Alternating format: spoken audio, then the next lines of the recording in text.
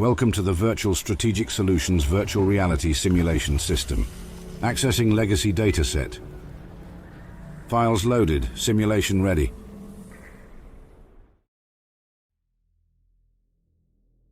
The Lombardi family originates from the pre-war mafia, though it is distinct in that it was founded in the 21st century by Quentino and Concerta Lombardi, immigrants from Italy. Rallying locals from the neighborhood, Quentino established a crime family with the traditional Italian-only policy of admission. The mobsters were not aware of the role Concerta played, as she stayed in her brother's shadow, whispering in his ear to get him to do what she wanted, slowly building up the Lombardi might. Quentino was impulsive and temperamental, motivated primarily, if not purely, by vice and whim. Concerta became the level-headed, decisive tactician as a matter of necessity, to avoid being sentenced to begging for scraps on the street.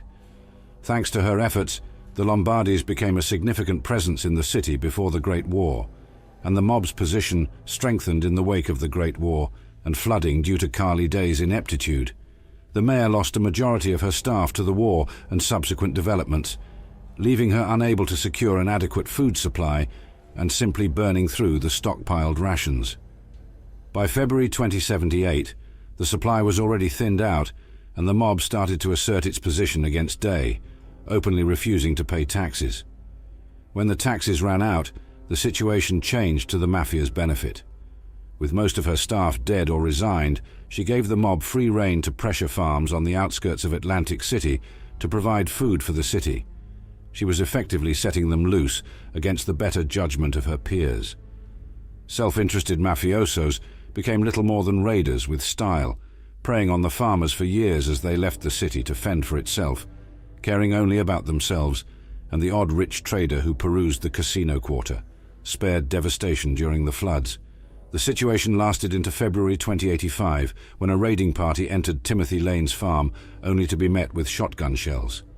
This turn of events left the mafia unable to respond as the Lanes marched on City Hall and removed Carly Day from power, reorganizing the Atlantic City municipal government. The family, as it was now known, despised this interference and Timothy Lane. However, the worst they could really do was come up with a seemingly derogatory nickname for the government, Munis, as the Lanes moved quickly to restore food supply, set up water purification, reactivate generators to provide power, and provide all the necessities citizens tasked their governments with doing. Lane escaped forward, and their indispensable role in making the city habitable and welcoming to travelers and traders ensured the desire for retaliation waned.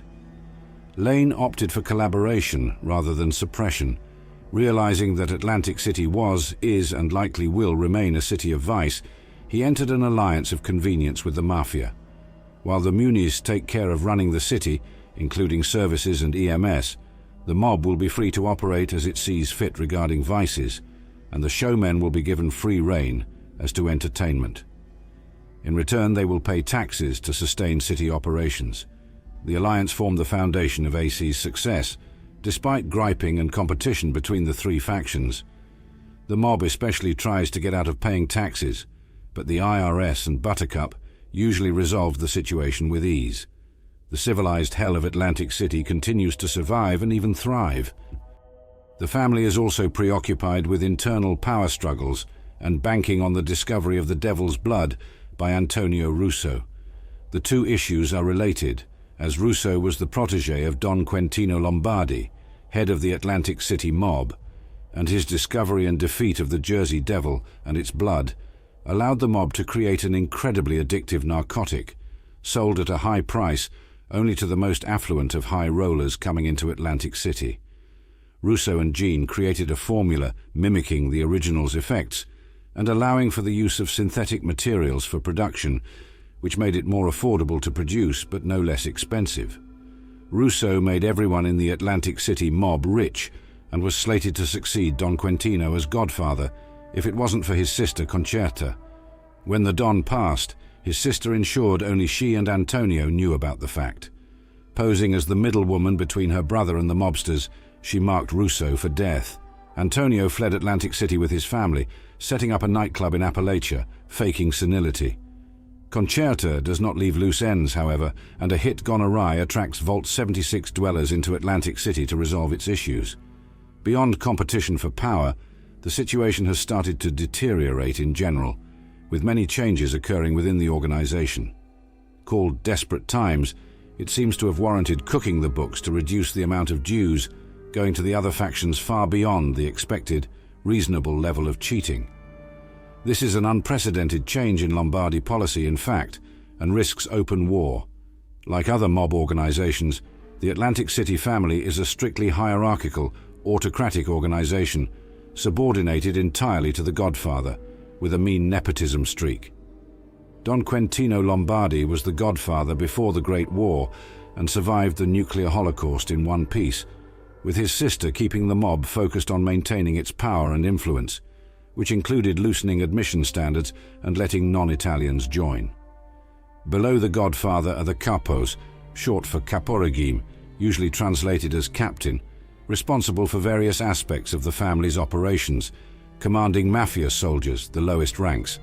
Caporegimes are typically Italian, in keeping with tradition. Antonio Russo, Quentino's protégé, was responsible for drug manufacturing and distribution, for example. The Don intended for Russo to succeed him ahead of his sister, as the Atlantic City family follows the misogynistic traditions of the mafia and excludes women from succession. The disenfranchised Concerta failed to convince her brother to break with the traditions brought over from Naples, though she remains determined to become the mob's first godmother. She worked around these traditions by maintaining that her brother is alive, just infirm, and acting as his spokesperson, in reality easing into the role of leader and preparing to break with the conservatism of the mob. The conservatism extends to casual conversation, and more than once have mobsters come to blow over the honor of their mothers. The absence of the Don is slowly but surely straining the family's unity, and the emerging competition for power is causing hastier and less thought-out decisions that risk tearing apart the peace deal at the heart of Atlantic City. While Concerta makes a good show, Fabio Mondadori is starting to suspect that something is amiss and is looking for support for his bid for leadership. Most of the mob's operations are concentrated at the Neapolitan Casino and Quentino's nightclub, itself a mafia safehouse and headquarters dating back to the pre-war times. As the locations are prime hunting grounds for anyone seeking to exploit high rollers, treachery and backroom deals are common. Sal Sticky Fingers is a prime example, as he's constantly trying to come up with a scheme to get rich and gain the respect of his peers, which usually backfires. He has learned to keep them under wraps and the others ignorant to ensure that nobody interferes or punishes him. While most look down on the Munis, there are secret admirers among the mobsters who realize that the Munis are essential to their success and continued operations. Most are afraid to speak openly, however. As part of their duties as the equivalent of pre-war police, the family actually does police drunken civvies, street thugs, and other miscreants, though they tend to show preferential treatment towards their own people and turn a blind eye to their misdemeanors. Recently, the relations between the family and the other factions have become strained, as Concerta told Billy Beltbuckles to falsify accounting records to minimize dues owed. The showmen have realized this, and Concerta received advance warning from Mother Charlotte, her close friend, about the matter, while Buttercup's auditors already began the hunt for missing dues, with violence imminent. Quentino's hot-headed, stubborn nature led to conceit, and conceit led to stumbling. He started sampling the merchandise. The blood quickly resulted in addiction and deteriorating health. Quentino wasted away, hiding away his addiction and becoming more reclusive. Only his sister was privy to his secret, yet despite that, he proved unwilling to reconsider his position on succession. He bent over the issue of ancestry, permitting non-Italians to join after the bomb, but resolved to keep the patriarchal tradition alive. Antonio and his son would take over after his passing. Even on his deathbed, he refused to recognize the role Concerta played in elevating the Lombardis, considering his sister weak and emotional. She was the only one present when he went into cardiac arrest in 2105, eventually passing away at 2254. Rather than announce his death, Concerta resolved to seize what her brother denied her. She reported that Quentino fell ill and was unable to make public appearances no more, setting in motion events to install herself, the architect of Lombardis' power, as the official godmother. She sent out messages posing as Quentino to Mayor Timothy Lane, assuring him that nothing was out of the ordinary, but Lane quickly realized that it was not his words. While he feigned believing the letter, he simultaneously instructed Buttercup to aggressively collect dues in order to benefit from the confusion. Poised and refined, elegant yet authoritative, Concerta Lombardi is officially acting on behalf of her older brother Quentino as he recovers from an unspecified illness. In general, Billy is poorly cut out for life in the mob. He detests killing, to the point that accidentally crushing a beetle a few years earlier left him in tears for 2 hours. He's also very sensitive in an environment full of thugs, which results in him being anxious and tense all the time. Even the nickname, which may be seen as being better than Sal Sticky Fingers, is cause for anxiety. While Billy tries to turn it around, claiming it is because he is the most secure and trustworthy accountant around, it has its origins in an unpleasant incident. Furthermore, despite his position, he is cut out of many perks of the job and cannot really invoke mafia protection, though in the case of his mistakes in hiding the records, doing so would also mean admitting a mistake and likely leading to all-out war. Billy finds himself unable to confide in anyone, including his former best friend Sal. Making matters worse, all of this leads to unpleasant effects on Billy. The stress of the situation he is stuck in, living with a target on his back and in fear of the other factions, and constantly being around people he is terrified by, is causing him many problems. He became very forgetful, to the point of forgetting his own password for the terminals holding the doctored books. He has not written it down because of, as he says, a cramp in his writing wrist. He would much rather do an honest job, for example, working for the Munis. Billy is actually in awe of all the work they do and respects Timothy Lane deeply, while he remains stuck working for the mafia, leaving him angry, frustrated, and since he is sworn to secrecy, without an outlet. He is also noticeably nervous of letting secrets slip and has multiple phobic tendencies, as well as difficulty understanding seemingly obvious concepts, though he does possess a knack for observation, though he often cannot deduce the meaning of what he observes.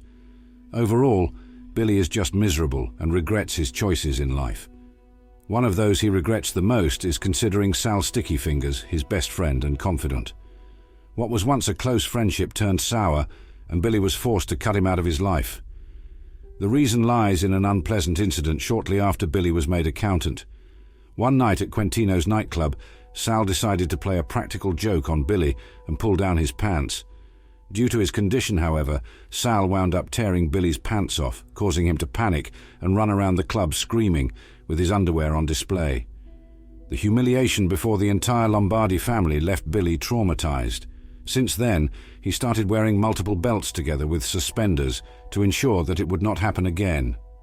Billy is a prized customer at Richard's haberdashery in the flooded city centre, where he bought the first batch of his Brahmin leather belts in chestnut brown, mahogany and black, together with replacement buckles.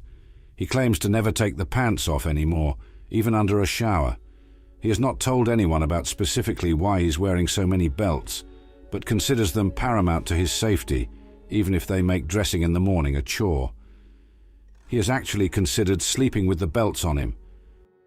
While his penchant for larceny and pickpocketing might seem like the root of his mob nickname, Sal actually got burdened with it due to his sweaty palms. The sweat evaporates, leaving his hands sticky, thus the name. Sal claims that his doctor said he sweats normally, as did Muni medics, but in truth, Sal's hands sweat, and he's been saddled with the nickname. He's desperate to wash it off, but no matter how much he washes his hands and tries to get rid of it, it sticks.